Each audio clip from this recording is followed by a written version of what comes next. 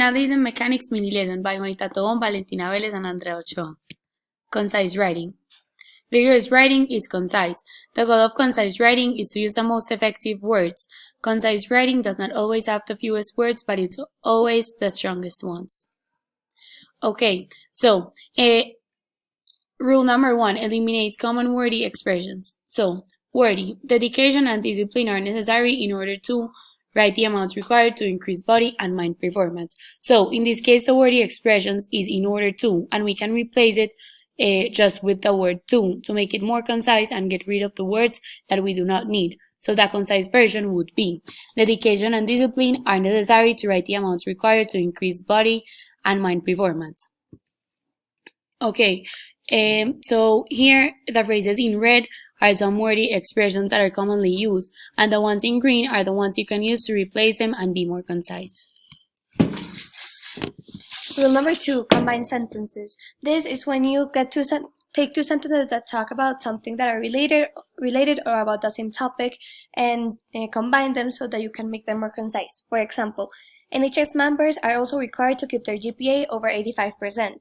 15 hours of social service each semester, attend to all meetings and follow character counts pillars. New members know the board and all members are expecting them to meet all the requirements if they want to keep their membership.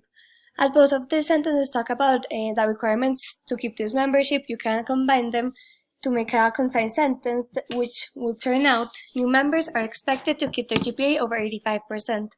15 hours of social service each semester, attend to meetings, and follow the character counts pillars to keep the membership. Rule number 3. Avoid stating information already implied. This is when we add information in our sentences that the audience already knows or that we even have previously mentioned in our article or in the sentence. For example, Paulina says that the reason for not having a female personera since 2013 is because the women from past years had not been as convincing and had a weak mentality, so that's why they weren't elected. In this case, the part of so that's why they weren't elected that the audience already knows, due to the fact we already mentioned that we didn't have a female personera since 2013, so we can take that out. Also, that had not been as convincing and had a weak mentality is basically saying the same thing. So you can use one, and it will turn out. Paulina says that the reason for not having a female personera since 2013 is because the women from past years had a weak mentality. Okay, rule number 4, avoid there is and there are constructions. So this means that when you have a there is or a there are in the sentence, you can take it out and change it so it's to a phrase that's less wordy. So in this example, it's going to cause a lot of controversies since there are a lot of people addicted to smoking any kind of vape or e-cigarettes. And the concise one is, it's going to cause a lot of controversies since a lot of people are addicted to smoking any kind of vape or e-cigarettes.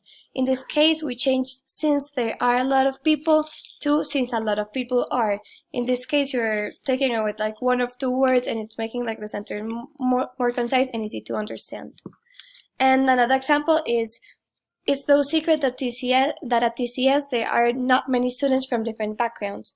The concise sentence would be, it's no secret that at TCS not many students are from different backgrounds. So here we take out that there are in like TCS there are not many students and take it to TCS not many students are.